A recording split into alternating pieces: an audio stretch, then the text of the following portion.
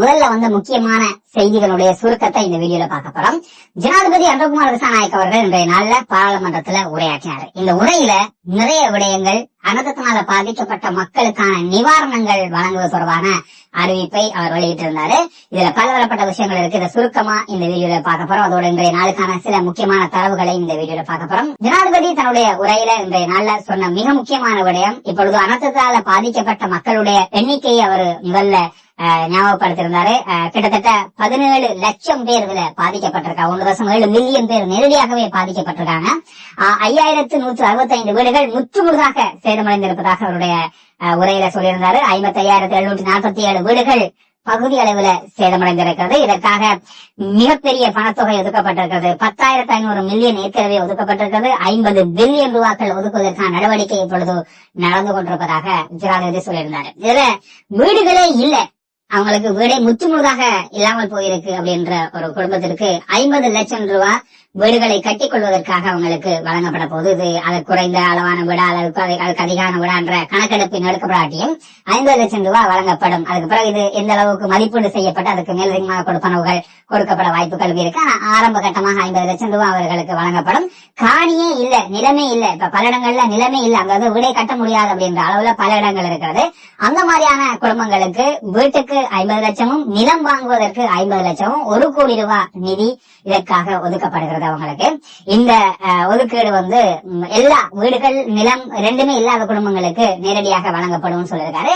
வருகின்ற நாட்கள்ல இப்பொழுது அரசாங்கத்தினுடைய பிரதிநிதிகள் ஜனாதிபதியை நேரடியாக சென்று ஒவ்வொரு பிரதேசங்களையும் அரச காணிகள் எங்க இருக்கிறது, அவர்கள் அந்த அரச காணிகளை மக்களுக்கு வீடுகள் கட்டுவதற்கு பகிர்ந்து கொடுப்பதற்கான நடவடிக்கைகளை மேற்பார்வை செய்து வழங்க போறாங்க. அங்க அரச காணி இல்லைன்னு சொன்னா அவங்களுக்கு காணி வாங்குறதுக்கு 50 லட்சம் ரூபாய் வழங்கப்படும். ஒட்டுமொத்தமாக 1 கோடி ரூபாய் வழங்கப்படும் அப்படின்ற ஒரு நிவாரண நிதியை அவர் அறிவித்திருக்காரு. அது மட்டுமில்லாமல் இப்ப மண் சரிவு ஏற்பட்ட பல பிரதேசங்கள்ல மக்களால வாழவே முடியாது. இனி மீண்டும் ஒரு முறை மண் சரிவு வரக்கூடிய வாய்ப்புகள் இருக்கு. இந்த மாதிரியான எச்சரிக்கைகள் உள்ள இடங்கள்ல மக்களை வாழ்வதற்கு அனுமதிக்கப்பட மாட்டாது. இந்த மாதிரியான பல வேலை திட்டங்கள் வருகின்ற நாட்கள்ல மேற்கொள்ளப்பட போவதாகவும் சொல்லியிருந்தாரு.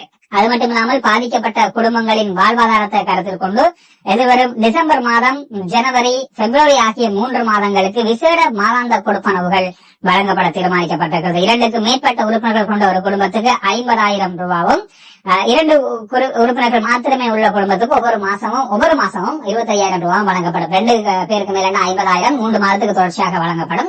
இந்த கொடுப்பனவை வழங்குவதற்கு தீர்மானிக்கப்பட்டிருக்கு. அதோட வெள்ளம் மற்றும் மண் சரிவினால் பாதிக்கப்பட்ட மக்கள் சேதமடைந்த தங்களுடைய வீடுகளுக்கான உபகரணங்களை வாங்குறதுக்கு 50,000 ரூபாய் மேலதிகமாக வழங்கப்படும். அதுக்கு முதல்ல அவங்களோட வீடுகளை சுத்தம் செய்வதற்கு ஏற்கனவே 25,000 ரூபாய் வழங்கப்படுகிறது. அதுக்கு பொருட்கள் வாங்குறதுக்காக 50,000 ரூபாய் வழங்கப்படுகிறது. தற்பொழுது முகாம்கள்ல தங்கியிருக்க மக்கள் தொடர்ந்தும் அங்கேயே தங்கியிருக்க விரும்பினால் அவர்களுக்கான அடிப்படை வசதிகள் அரசாங்கத்தால முழுமையாக செய்து கொடுக்கப்படும். ஆனா அவங்க அதுல இருந்து விலகி வாடகை வீடுகளுக்கு செல்ல போறாங்களா இருந்தா அவங்களுக்கு 6 மாத காலத்துக்கு வாடகை பணமாக 25,000 ரூபாய் மாதாந்தம் வழங்கப்படும் அப்படின்ற நிவாரண நிதியையும் அவர் அறிவித்திருந்தாரு. அனர்த்தத்தினால் நெல், சோளம் உள்ளிட்ட பயிர்கள் சேதமடைந்திருந்த விவசாயிகளுக்கு 1 ஹெக்டேர் நிலப்பரப்புக்கு 1,50,000 ரூபாய் இழப்பீடு வழங்கப்படும். இந்த அனர்த்தத்தினால் பாதிக்கப்பட்ட மாட்டு பண்ணைகளை மீள ஆரம்பிப்பதற்காக 2 லட்சம் ரூபாய் மானியமாக வழங்கப்படும். முழுமையாக சேதமடைந்த ஒவ்வொரு பதிவு செய்யப்பட்ட மீன்பிடி படகுகளுக்கும் 4 லட்சம் ரூபாய் இழப்பீடு வழங்கப்படும்.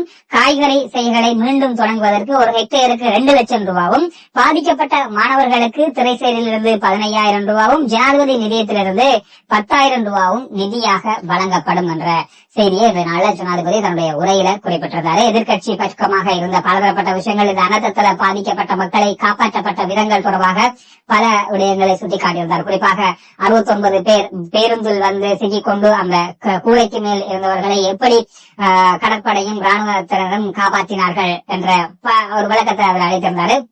இதோடவாக எதிர்கட்சிகள் பலதரப்பட்ட விமர்சனங்களை செஞ்சாலும் எந்த அளவுக்கு அர்ப்பணிப்பாக பலர் இதுல ஈடுபட்டு அந்த மக்களை காப்பாற்றினார்கள். அது மட்டுமல்லால் மாவிலாறு அணை முறைப்படுத்த போது எவ்வாறு மக்கள் காப்பாற்றப்பட்டார்கள் என்ற பலதரப்பட்ட விடயங்களை அவர் குறிப்பிட்டிருந்தார்.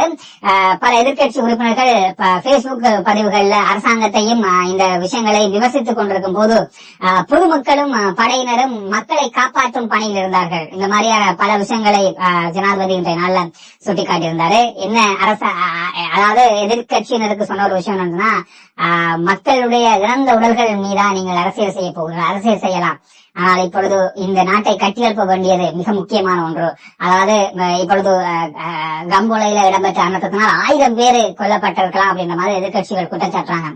இது பாராளுமன்றத்துக்கு வெளியில் வைத்து சொன்னால் இதற்கு நாங்க வழக்கு போடுவோம் கண்டிப்பா. அந்த அளவுக்கு மக்களை தேவையில்லாம திசை திருப்பதை விட்டு ஒழுங்காக மக்களுக்கு சேவையாற்ற வேண்டியது கட்டாயமானது அப்படின்றத வலியுறுத்தியிருந்தார். அது மட்டுமில்லாமல் அவசர கால சட்டம் தொடர்பாக ஒரு விஷயத்தை சொல்லியிருந்தாரு.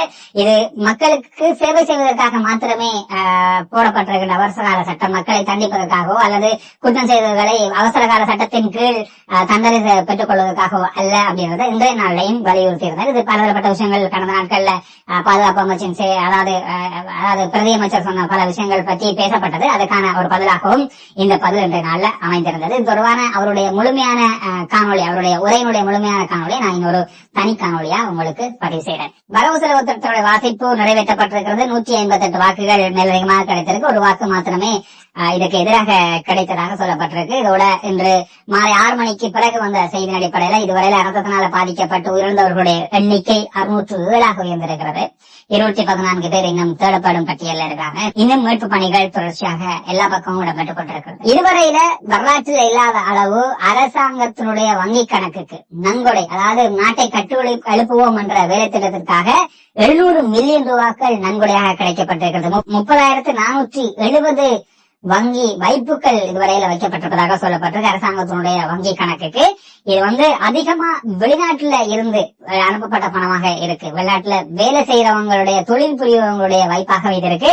19,000 வைப்புகள் வெளிநாட்டுல வேலை செய்யறவங்களே அனுப்பியிருக்காங்க. இது 33 நாடுகள்ல இருந்து இந்த 19,000 வைப்புகள் வைக்கப்பட்டிருக்கிறது. வெளிநாட்டு நாணய கணக்குகளை இங்க வைப்பு செய்து நடைமுறை செய்யப்பட்டிருக்கின்றவங்க 61 மில்லியன் ரூபாய்கள் அனுப்பியிருக்கிறார்கள். எனவே அதிகமா வெளிநாட்டுல சாதாரணமா வேலை செய்யறவங்க, சாதாரணமான சம்பளத்துக்கு வேலை செய்யறவங்க அதிகமானவங்க நன்கொடையாக நாட்டினுடைய மீள் கட்டுமானங்களுக்கான பணத்தை அனுப்பியிருக்காங்க அப்படின்றது பெரிய ஒரு விஷயமாக பார்க்கப்படுது. ஜனாதிபதியுடைய உரையில் இன்றைய நாள்ல ஒரு விஷயம் சொல்லப்பட்டது.